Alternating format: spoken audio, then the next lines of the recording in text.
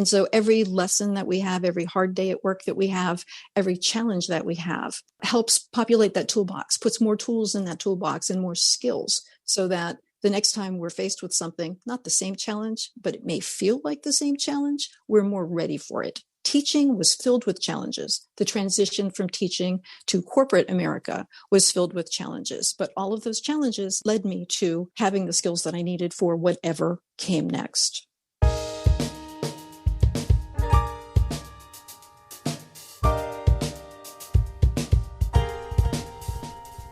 Think about the 5 most influential people in your life. More than likely, at least one of them is a teacher. It's clear that teachers give us so much. What's not as well known is that the act of teaching itself provides many important lessons for everything else in life. Hi folks, I'm your host Edith Richards, and you may know me from my podcast series, Myers-Briggs Question Corner, or my website at topcareer.com. I've spent the last 20 years of my career helping people get smart about their careers. And I've found that lots of smart people aren't successful. Why is that? I'm convinced it's due to emotional intelligence. In EQ at Work, I'm bringing you inspiring people and messages to help you get smart about your emotions.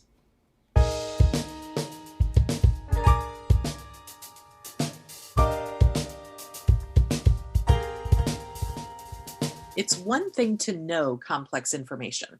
It's another to understand that information so thoroughly as to relay it to others in a way they can understand. This is one small example of how skills learned as a teacher can parlay into multiple jobs and career fields, and even tough situations in life. Some educators know they've found their dream job the moment they step into the classroom. For many others, teaching is what starts other successful careers. We've all heard the stereotypes that teaching is easy and it must be nice to have your summers off. And my favorite, anyone can teach. The truth is that we grossly underestimate the skills teachers bring to the table. I can think of few careers that are as underpaid and sadly underappreciated as teaching. Whether you're a teacher tuning in and know it's what you were born to do, or if you're a teacher considering how to reinvent yourself, or if you're thinking of becoming a teacher, Cyndi Zacheis, my guest today, has some thoughts to share. Cyndi, welcome to EQ at Work. Edith, thanks for having me. And can I just say, I think what you do is so important. The time that you've given me in EQ consultations has made a difference in my life. So it's a gift, and thank you for that. Well, you've certainly boosted my ego here today. I really appreciate that. And I'm sure, we're going to get into the EQ piece of this as well. But I know you're a former teacher, and thank you so much for that. My turn to thank you. And I understand that was your first job out of college. And I know it served as the foundation for your career. And start out with telling us about your career progression. Absolutely. I went to college and studied education and was also pre-law. And so sometimes budgeting can help us determine what we're going to do with our life. So at the end of my 4 years of college, I wound up taking a teaching position in a middle school, public middle school, and I had no idea what a difference it would make for me. It was a really great experience, and I'm glad that I did it. I may regret a day or two, but I don't regret the experience. It was really good for me. After I'd been teaching for about 13 years, I was recruited by a consulting firm to join their benefits communication team. And I stayed with them for a bit and moved to a corporate position and then moved up the ladder to a director position. It was a good deal. It was a good gig. After that, however, while I was in the midst of thinking that I was moving up a corporate ladder that would be my entire career, my sister was waging a courageous battle with cancer. And it became really clear that she needed more help than she was willing to ask for. So I put my career on pause so that I could be there for her. As a cover story, I started a small business, concentrating on the art that I made. She would not hear anything about my giving up a job to help her. She was extremely independent. And so I needed that cover story. After we lost her, I concentrated on my business as an artist, as a teacher, as a lecturer, and as an author. And so that's 3 careers, but there's one more. The career I'm currently in is different, but the culmination of all of the skills I've developed over the many different things that I've done. When life threw me a curveball, I had to become completely self-sufficient and independent. And I took a good hard look at my skills and assessed what I thought I wanted to do and where that meshed with what I could do. And I was fortunate enough to land the position I have now, which is in human resources communication. That's excellent. The important thing here is that each career built on what I learned in the previous careers. There's a progression. Yeah. And there's so much to dissect from what you just shared there. So I want to just backtrack just a minute there to something you said at the beginning there, that you had no idea the difference that teaching would make for you. Do you mean by that that was kind of the start of this culmination of different career paths to where you are right now? It's kind of the intersection of everything, or the foundation for everything, maybe is a better way to say that. Looking back on it, it absolutely is the foundation of pretty much everything I've done since then. But when I was involved in my teaching career, it gives you a gift. Teaching people, not virtually necessarily, but in a classroom with people, and my people were 7th graders. The gift it gives you is this: you're awake, you're alive, you are absolutely focused while you are interacting with these people. I know folks who have jobs where they'll go to an office, or in these days, we'll go to a home office, and they'll do their job. And when the day is over, they go away. They don't think about it. They don't develop their skills. The job seems to have very little to do with their lives. And I think teachers are actively engaged every minute they're in the building, and an awful lot of the minutes that they're out of the building, thinking about teaching and thinking about what they need to do to be better at what they do. Yeah, for sure. That's one of the common myths about teachers, is that 2:30 or 3:00 or whatever it is, their day stops and they have all of their evenings free and their weekends free and summers off. And that's definitely not the case. I couldn't agree more. The responsible teachers, the ones who work hard for their students, the ones who are engaged in improving not only their students, but themselves, they don't have summers off. Yeah. They're painting their classrooms. They're preparing new units of study. They're hunting for affordable supplies, begging and everything. It's crazy what you do. That is something I think a lot of people they don't realize about teachers, about how sometimes they are spending their own time to search for supplies and their own resources, their own money to fund a lot of the work that they do. Agreed. And then what you're saying about spending so much time on professional development and just getting better, understanding, I think probably not only the course material that you're going to be teaching, but also more about how to relate to these different people you have to relate to. And, that's one of the other things about teaching that I find very interesting, because there's few careers where you have to engage with so many different personalities. I mean, not just the students, but the administrators and the parents and your other colleagues too. I couldn't agree more. I hear folks who work in offices, and my colleagues now, you, in fact, I think may have said this, your day can be planned, but one phone call in the morning can change your day completely. In teaching, it's so similar to that. You can have your day planned, and then it can snow, and the energy in the room can shift so radically that you have to shift with it, or you're just going to fight all day. Shift with it, and you all sail together. It's kind of crazy. Yeah, no kidding. I can imagine there's all sorts of unexpected things that can happen that can throw you off if you allow it to throw you off. Exactly. Yeah. What other myths would you like to deflate about teachers or the teaching profession, or what do you wish that most people knew about teachers? Is there anything else you can share on that? There is. Thanks for asking that. It goes kind of with having the summers off.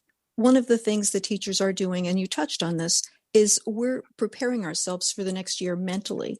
We're taking classes. We are reading. We are doing things that we know how to do to make ourselves better. Because if we're not ready, how can we expect the students to be ready? And if we're not curious and we're not learning, how can we expect our students to know what that looks like? Everything teachers do in the classroom counts. So it's all about that energy and the total commitment during the day. When you're there, you are there. Yeah, no kidding. You really have to be there in the moment and kind of be ready for just about anything. Yes. You never know. It could be a kid walking up to you saying, these scissors are stuck on my hand. And yes, in fact, the fingers are and he can't get the scissors off of his hand. Or it can be someone who doesn't feel well. It can be anything. It can be something that happens out in front of the school and there's no way you're going to get them back. So you have to go with the flow. Okay, fine. Let's look out of the window. Let's figure out what's going on as best we can so that we can get past it and get back to what we need to do. Yeah. Wow. I mean, it really does set you up, like all of these unexpected things that can happen. I mean, who would have thought somebody getting scissors stuck in their hand, for crying out loud? You have to be the one who. The answer is you send them to the nurse. That's the answer. To know, hey, we have a nurse in the building, to defer to other people when you don't have all of the expertise to deal with the problem there. Yeah, that's something you have to know. You have to know the parameters of what you're able to do and what you're not able to do, right? Oh, yes. And what you're saying here, it makes me think of all of these other hats that teachers have to wear. I mean, people just think of teaching often as, just this one hat, but there's so much that goes into it. Everything from gathering data to setting goals and all the communication that goes along with teaching, persuading your students, persuading administrators and parents, presenting, documenting all the research and writing. I mean, there's so many skills that teachers have to constantly juggle and use on a daily basis. Oh, I couldn't agree more. Yeah. It's crazy what you need to learn how to do, how you juggle, how you present. And folks who haven't done it, I think it would be a great idea for them sometime to talk to a teacher and maybe ask, what's the biggest challenge you have in your day? Is there anything I can do to help you with that? What I'd really like folks to do is this. The next time you're talking to a teacher, tell them you appreciate them. Find something nice and positive that you can honestly say to them, and then, say it. You'll make a difference in their day. Pay it forward. Imagine what the world would look like, and not just the world of education, but the corporate world, if people could stop and ask people that. Yeah. It doesn't take that long, really. I mean, just a few seconds to be there in the moment. So how long did you say that you were a teacher? 13 years, almost 14. I left before the end of the school year, which was a very unpopular decision with my administration and my students. Oh. But when an opportunity arrives, you can't always control the timing of it. So I did my best to make sure that my students were not only in a good place and understood why I was leaving them, that it wasn't them, that it was something else entirely. And that the substitute teacher who came in to do the long term at the end, I left them about a month early, was very well qualified. I knew the person, and I made sure that she knew exactly what my kids had been doing. Yet another gift that you're giving your students, because I'm sure that a lot of people just leave without so much thought to the fallout that can happen with that. And I'm just remembering the one or two times in my own elementary and middle school years when a teacher left mid-year like that. It was tough because you get so used to someone's style, and then all of a sudden you have to, get used to someone else. So there is, I think, quite a lot of fallout for the kids. Agreed. Yeah. And then, so you had an opportunity to get into benefits, did you say? I did. I was recruited by a HR consulting firm to be part of their communications team and got to do some really interesting things. The culture shock, the transition between teaching and working in a consulting firm was unbelievably, unexpectedly difficult. In teaching, you order your supplies, you have a very tight budget, and you get what you get, and then you're done. And then you go out of your pocket to get the other special things that will help your students do what they need to do. In the consulting world, or I think in most corporations, there's a supply room. And this may sound kind of silly, but that was such a shift of perspective that I wasn't going to have things doled out to me. If I needed some Post-it notes, I went and I got some Post-it notes. And so it was a whole new world. And that was how I started to figure out how very, very different situations can be. It never occurred to me that it was going to be that different. And so it was a hard transition. Yeah, essentially, you're having to beg for all of these supplies, and then suddenly they're just given to you. Other difficulties that you encountered, I'm sure that's not the end of it, though. There were funds for everything that you needed. You needed money, there was money for it. Your time was no longer your own. In teaching, You have a certain amount of things you need to do, and you have a certain amount of time, and it's up to you to figure out how to get them done. The only real time constraints when you're teaching would be class times and when the students are there with you. But in the consulting world, or I think in any corporation, folks are checking in on you. You've got a time clock. And in a consulting situation, you have to track your hours to be sure to charge the right client for the right work. And so how quickly you work and how efficiently you work and when you get the work done became so much more important. And so I had less autonomy. And that was a real adjustment for me. You know me in real life. And so you know that autonomy is an important part. Definitely. I mean, when in the teaching world, you're in charge of your classroom and your supplies and how your pupils are educated, how you convey information, and just moving into a completely new environment where you don't have as much control. I can imagine that's, especially at first, pretty darn unsettling.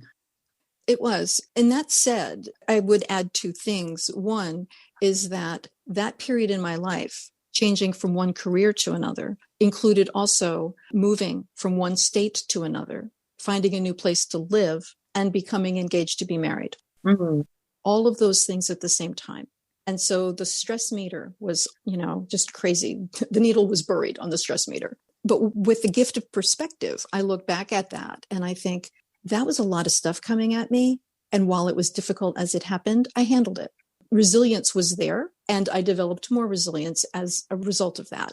And so every lesson that we have, every hard day at work that we have, every challenge that we have helps populate that toolbox, puts more tools in that toolbox and more skills so that the next time we're faced with something, not the same challenge, but it may feel like the same challenge, we're more ready for it. Teaching was filled with challenges. The transition from teaching to corporate America was filled with challenges, but all of those challenges led me to having the skills that I needed for whatever came next.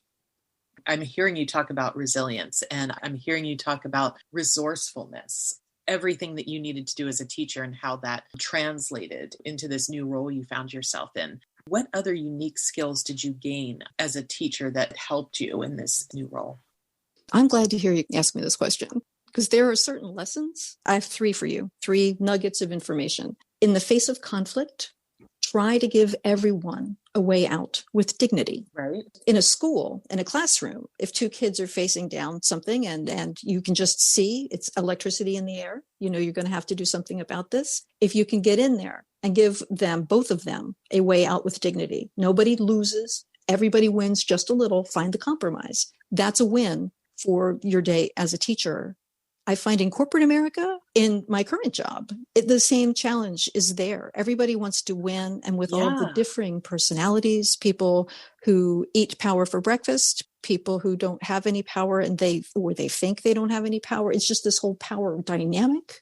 If you're in a meeting, even if you're not in charge of the meeting, but you find that you have an idea of how everybody can win a little bit instead of one person winning big, then that's a good thing if you can get in there and try to make that happen. Boy, is that a skill to have. And it's one of those skills, one of those non-tangible skills. It's just something you can't even put into words. But if you have that, wow, talk about power. What a powerful human being you can be. Does that come with a superhero cape? So you mentioned some other nuggets of information. Absolutely. The second nugget that I would offer you is that we're all just people. We walk into any room and we bring with us roles and things that we think, preconceptions. But at the end of the day, I think sometimes we're just all tall 7th graders. Nice analogy there. Yeah. We may be unsure of ourselves and we may show up as a result as arrogant because we're overcompensating, or maybe we're afraid of something and we may show up as hostile or defensive because we're protecting ourselves. And it's important, I think, to try to be really aware of how we show up. And more importantly than that, we need to try to understand that the others in the room may be showing up in one way, but they may be feeling something completely different because we don't know what they're facing or what they need. Here's what I try to do. And boy, I wish I did it more. Give people some extra grace. It might be just what they need. And while we're at it, we need to give ourselves some extra grace and cut ourselves some slack as well. We could all use it. We really could. just what you're talking about here just makes me think about how pervasive confirmation bias is today. And we're hearing about it everywhere. We're seeing evidence of it everywhere. And again, if we could just live by these rules here, hey, at the end of the day, we're all just people, just being aware of how we're showing up and recognizing how other people show up. It can go such a long way. Absolutely. Yeah. My last point, I guess, my last little nugget would be, and this was so important in teaching, meet people where they are. It's easy to start a conversation with assumptions, and those assumptions aren't really going to help anybody. I don't know what you think. You don't know what I think. I don't know what your goals are for the conversation. So we have to stop and listen and think and ask questions. And if I don't know those things and I don't stop to find out that information, then I'm going to miss out on what you are bringing to the table. So if I want to meet you where you are, I need to slow down. I need to listen to you. I need to ask some questions, and I need to gather some information. And once I know where you are, I can meet you there and we can actually accomplish something. When I was teaching English, that was my topic, English in middle school, I taught writing, and it became super important to meet the students where they were in their writing skills. I had special education students mainstreamed into my classroom because writing is really one of those situations where you can start wherever the student is. At 1 minute, you're talking about how to use a comma in a compound sentence and explaining that you can only put two thoughts together, don't put more than that together. And in the next sentence, you might be talking about something way more complex, about taking a theme and weaving it through, or alliteration, or whatever. So it's really important to develop that skill. Yeah, very well said. And this kind of pings into the next question I want to ask you, which is more related to emotional intelligence, because I know you have taken the EQI assessment. You're one of two guests this season who's actually taken the assessment. So I'm really interested in your opinion on this. What areas of emotional intelligence do you feel are undervalued in the world? And how can we get more buy-in for emotional intelligence? Wow, that's a huge question. It really is. And I'm sorry to put you on the spot on this one. My first answer is probably the cop-out answer, but it's true. I think every component of EQ is important individually and in balance with all of the other ones. It's a package deal. And because I know that you won't accept that answer, I have others. My initial response when you asked this question was the soft things, the empathy, the relationships, and all of that. And then I realized that they are very important, and that's great. And we should all aspire to be better at those things, because everything will be easier and more people will get the respect they deserve, and everything will be easier. I'm going to say that twice. Everything will be easier. Yeah. But I think that there's some triage that needs to be done in a lot of life situations. Stop, look at the situation, find out what needs to be done, and manage it. And then once it's identified, then all of those other things can come into play more effectively. And so I would say that there are two composites that are really important: stress management, which is going to allow you to actually get things done, and decision making. So for stress management, optimism, super important. You have to be able to look at a problem and say, this is not outside of the realm of possibility. We can do this. Have a positive attitude. People talk about glass half full, glass half empty. Me, I can refill my glass. I think we all can. And if we could just think in those terms, we'd be better off. Wow, I love that analogy there. I can refill my glass, gosh darn it. Yes, I can. There is, for now anyway, an infinite supply of water and other liquids too, as a matter of fact. I would not know anything about that, Edith. So, and also under stress management, stress tolerance, we talked a little bit today about all of the stressors that surrounded my transition from teaching to corporate. And stress tolerance is super important, because you need to sort of control that fight or flight instinct that we have when things become overwhelming. And if there's a way to stop that and figure out how to breathe and work on the stress tolerance thing, then there's a better chance that you will, in fact, be able to deal with the things that are stressing you out. And then the umbrella that goes with all of that is flexibility, to be able to adapt to the changing situations.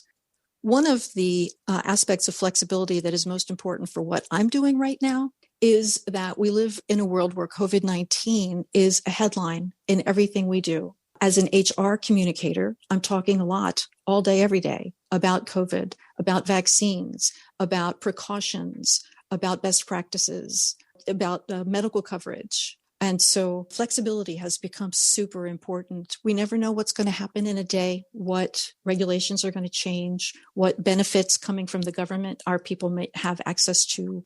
We don't know. And so part of the stress management thing, the triage, is to recognize when something needs to be handled first and be flexible enough to handle everything else and get it out of the way so that you can concentrate on the important stuff. I got you there. I believe flexibility is one of those elements that a lot of people think that they have, but it's sorely lacking. And these times surely have spoken to that. So really appreciate what you said there. These are just unprecedented, unpredictable times. And those of us who are going to get out ahead are the ones who can hone into that flexible mindset when we need it. Absolutely agree. So, and then once you've got yourself under control enough, once I have myself under control enough to handle whatever's going on that is the stressor, then the decision-making process kicks in and you figure out what needs to be done. And then the decision-making process is, okay, how are we going to do this? What do we need to do? And so for there, the problem solving skill becomes super, super important. Define the solutions when the emotions are involved, because as soon as the emotions are high, I find there's sort of this weird inverse relationship between ability to feel and ability to think when the stress is really high. Yes. And yeah. Yeah. And so the problem solving, it relates back to what I said about giving everybody a way out with dignity. Oh, yeah. So it's being aware of what's going on around you and reading the room and reading the people. It's hard. Yeah. Yeah. It's really hard, especially when there are emotions involved. That's for sure. Absolutely.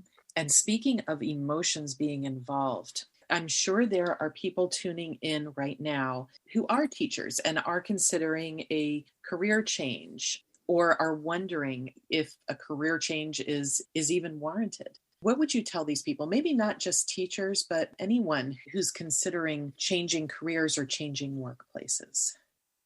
Wow, what a great question and what a hard question. And I wish I had the magic answer to that. What I do have is how I made my decision. I believe that no matter what it is that we're doing, we can become stale if we stay too long somewhere without doing any intentional changing or progressing. If we're just sitting there, we're going to get stale. We've got, a date on ourselves. For teaching, I believe that some teachers burn out. And when they burn out, instead of nurturing and facilitating learning, they hinder learning. And the damage that you can do to a student by being disinterested in learning can last that student a lifetime. It can mean the difference between a high school education, a college education, a high performing student. It just takes 1 year with that teacher who really should have left sooner. We've all seen those teachers.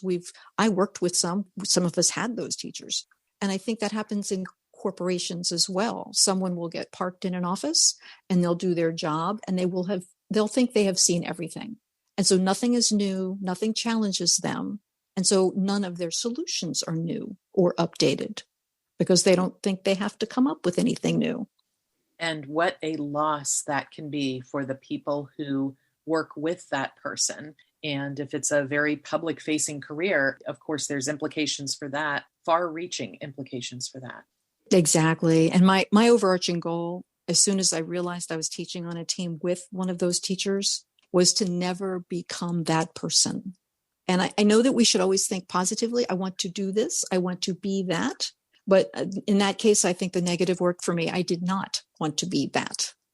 That can be just as powerful. And I think it was you, Cyndi, who actually told me this one time. Sometimes these people are and situations are sent as reminders for what we don't want to be. I believe I remember that conversation. Well, there were so many great nuggets of information that you shared with us today. Thank you so much for this. This was such an enlightening conversation. Where would you like listeners or subscribers to be able to get in touch with you if you would like them to get in touch? Absolutely. I'm on LinkedIn. I have a business profile there, so my name will be in the call notes, and you can check me out on LinkedIn. Yes, indeed. We will put your name with the correct spelling in our listening notes. And I appreciate that. sure, yes, indeed. Thank you, Cyndi. Thank you so much for being here. And Thanks, Edith. I was really happy to be here.